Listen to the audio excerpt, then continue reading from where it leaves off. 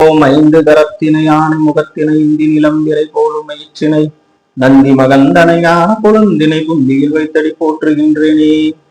என்னுடைய குருநாதரின் பாதம் பணிந்து பக்தி ஒன் டுவே சேனல் நேயர்களுக்கு அன்பு வணக்கங்கள்.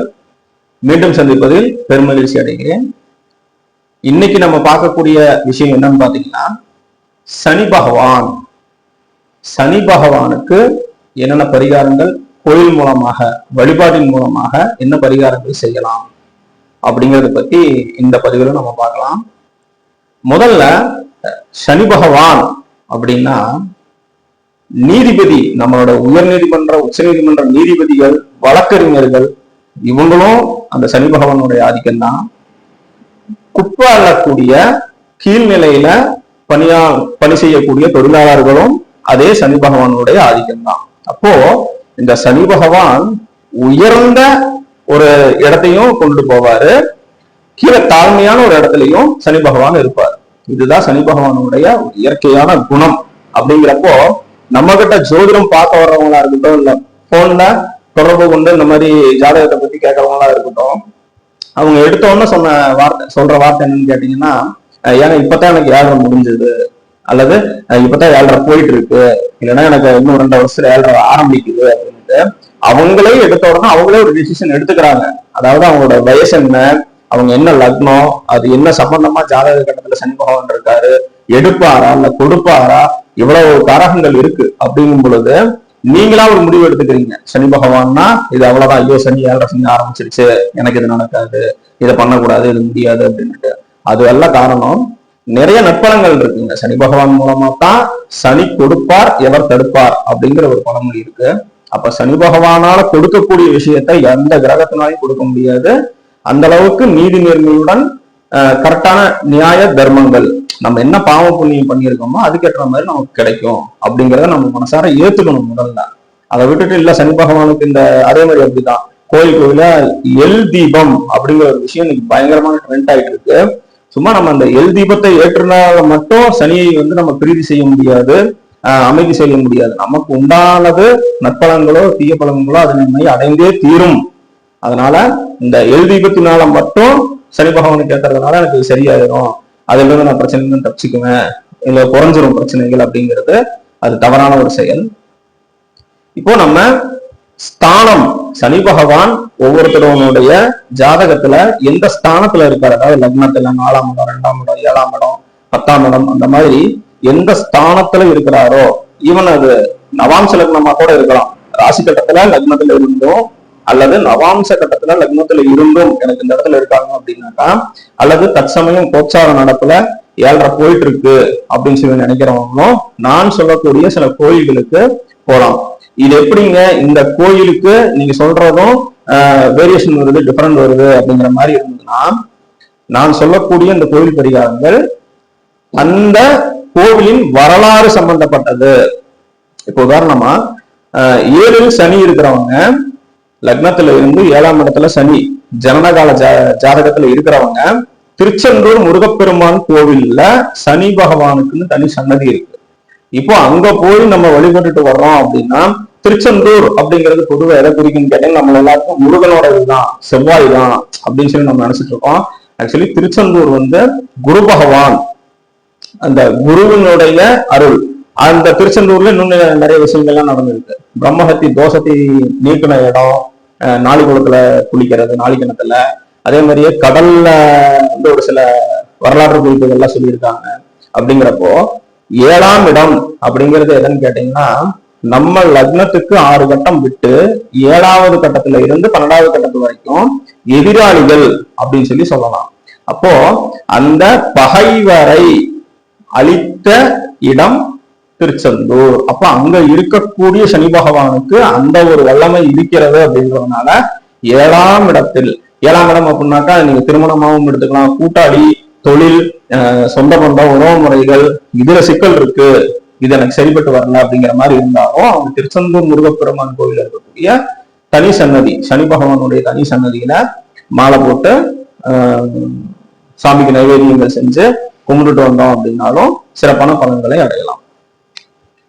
அடுத்ததா இப்போ 7.5 சனி நடப்புல இருக்கிறவங்க, அல்லது பொங்கு சனி 2ஆம் சுற்று சனி 7.5 சனி ஆரம்பிச்சிருக்கிறவங்க திருவாரூர் திருத்துறைப்பூண்டி வட்டம் திருக்கொள்ளிக்காடு அக்னீஸ்வரர் ஆலயம் பொங்கு சனி அல்லது நடப்புல 7.5 சனி இருக்கிறவங்க அந்த ஆலயம் சென்று வழிபடலாம். அடுத்ததா 4இல் சனி 7இல் 9இல் 11 லக்னத்துக்கு 4ஆம் இடம் 7ஆம் இடம் 9ஆம் இடம் 11ஆம் இடம் ஜனனகால ஜாதகத்துல சனி பகவான் அமர்ந்திருக்கும் பட்சத்தில் சிவகங்கை மாவட்டம் திருப்பத்தூர் அருகில் பெருச்சியூர் கிராமம் சிவன் கோவில், பெருச்சியூர் சிவன் கோவில்னு சொல்லுவாங்க, அங்க வழிபடலாம். அடுத்ததா திருச்சி உறையூர் வெட்காளியம்மன் கோவில் மங்களம் பொங்கும் சனி பகவான் அப்படின்னு சொல்லி சொல்றோம். 7இல் சனி இருக்கிறவங்களும் போலாம், 12இல் சனி இருக்கிறவங்களும் போலாம். அடுத்ததா 8இல் சனி சனியும் மாந்தியும் சேர்ந்திருப்பது 9இல் சனி 5இல் சனி 7இல் சனி இருப்பவர்கள் கும்பகோணம் நாச்சியார் கோவில் அருகில் ராமநாத சுவாமி சமேத பர்வதவர்தினி கோவில், இந்த கோயில வழிபாடு செய்யறதன் மூலமாகவும் 7ஆம் இடத்து சனி பகவான் 8ஆம் இடத்து சனி அஷ்டம சனி சொல்லுவாங்க, ஜனகாலத்திலேயே லக்னத்துக்கு 8ல சனி இருக்கிறவங்க இந்த கோயிலுக்கு போய் வழிபடலாம். 2இல் சனி பகவான் இருப்பவர்கள் சூரியனார் கோவில், நம்ம நவகிரக தலம் கும்பகோணம் இருக்கு இல்லைங்களா, அங்க சூரியனார் கோவில்ல வழிபடலாம்.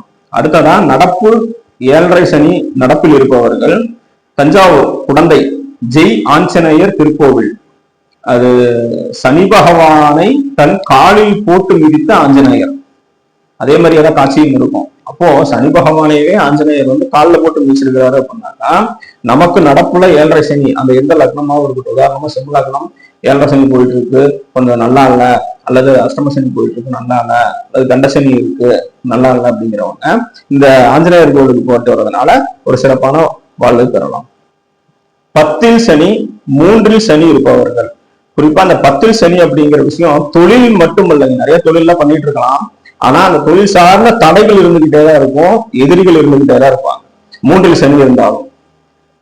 அது மட்டும் இல்லாம திருமண தடை அதையும் விளக்கும். எந்த கோயில்னு பாத்தீங்கன்னா கும்பகோணம் மேலக்காவிரி ஹயக்ரீவர் திருக்கோவில், சனி பிரீதி செய்யக்கூடிய கோவில்.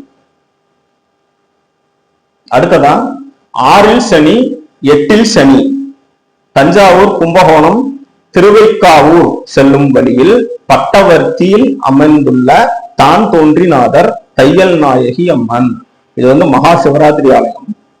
அடுத்ததா 4இல் சனி 2இல் சனி 7இல் சனி பகவான் 6இல் சனி பகவான் இருப்பவர்கள் அமிர்த கலச சனீஸ்வரர் திருக்கோவில், அடிமுடி காணாத பாதாள சனீஸ்வரர் அப்படின்னு சொல்லுவோம்.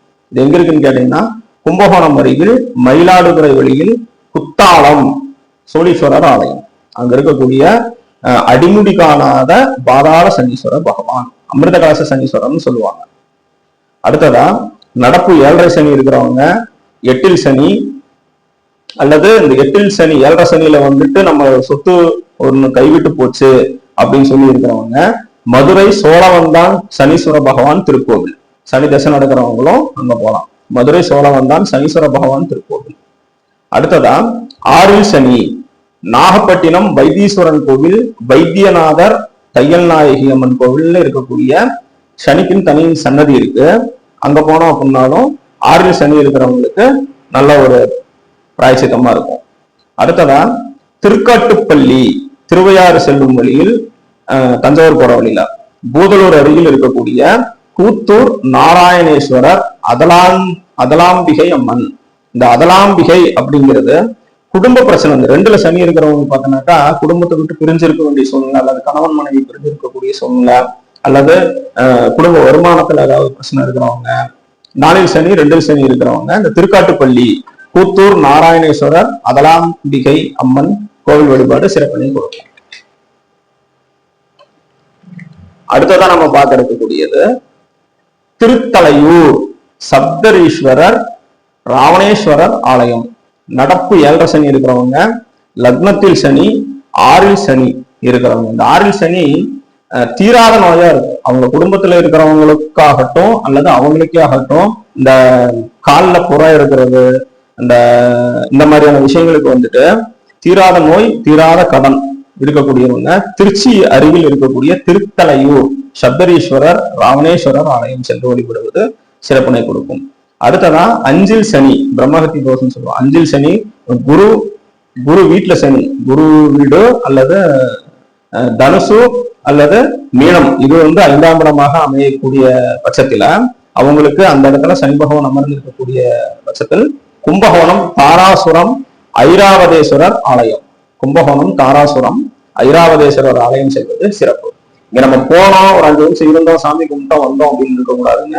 முதல்ல இந்த கோயில்களுக்கு எல்லாம் போனோம் அப்படின்னா மூலவ தெய்வங்கள் எது இருக்கோ அவங்கள வழிபடணும். முக்கியமான தெய்வங்கள் சிவாலயமா தான் இருக்கும் அதிகபட்சமா. அப்ப அந்த சிவனை வழிபட்டு அதுக்கப்புறம் ஒவ்வொரு தெய்வங்களா வழிபட்டு நம்ம அந்த சனி பகவான் சன்னதி எப்போ வழிபடுறோமோ அப்போதான் வந்து அவங்களுக்கு நம்ம அர்ச்சனை செய்யறதோ அல்லது தேங்காய் பழம் வச்சு படைக்கிறதோ பரசு சாமி பண்றதோ குறைஞ்சபட்சம் 2 மணி நேரத்துல இருந்து 4 மணி நேரம் வரைக்கும் ஒரு கோயில்ல போனோம்னா அமைதியா அமர்ந்து நம்மளோட பிரச்சனைகள் அதை எல்லாத்தையும் மறந்து இறைவனே கதி, நீங்க எல்லாம் பார்த்துக்கோ அப்படின்னு சொல்லி நம்ம சரணாகதி அடையணும். அந்த கோயிலோட லைட் இருந்து சரணாகதி அடைஞ்சோம் அப்படின்னாக்கா வாழ்வில் ஏற்றம் காணலாம். நன்றி.